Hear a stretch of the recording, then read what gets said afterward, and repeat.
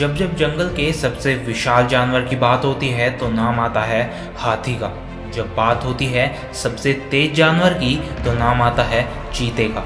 और जब बात होती है सबसे चालाक जानवर की तो नाम आता है लोमड़ी का। और जब बात होती है किंग ऑफ द जंगल की तो एक ही नाम आता है शेर का। ये ना तो सबसे विशाल है, ना ही सबसे तेज और ना ही सबसे चालाक। तो इसमें ऐसा क्या है जो इसे बनाता है king of the animal kingdom.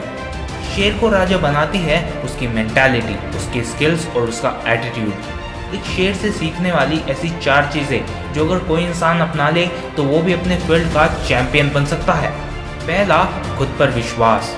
एक शेर और बाकी जानवरों में यही अंतर होता है कि शेर के सामने चाहे कितना भी ताकतवर या बड़ा जानवर क्यों ना जाए, वो हमेशा खुद को शिकारी ही मानता है, शिकार नहीं। जब कोई शेर किसी हाथी को देखता है तो उसके दिमाग में एक ही चीज़ आती है, शिकार।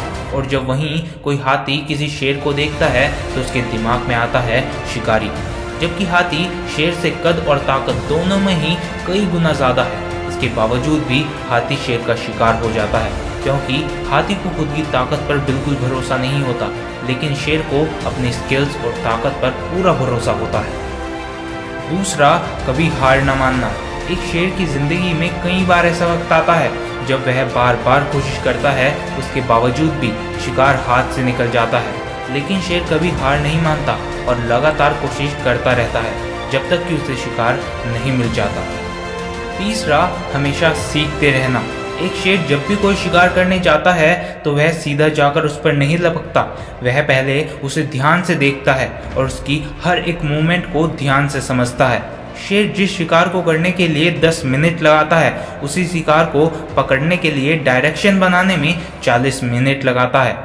इससे हमें यही सीख मिलती है कि आप जिस भी काम को करना चाहते हो, उस काम को करने से पहले उस काम के बारे में सब कुछ जान लो और फिर सही वक्त आने पर उस काम पर टूट पड़ो।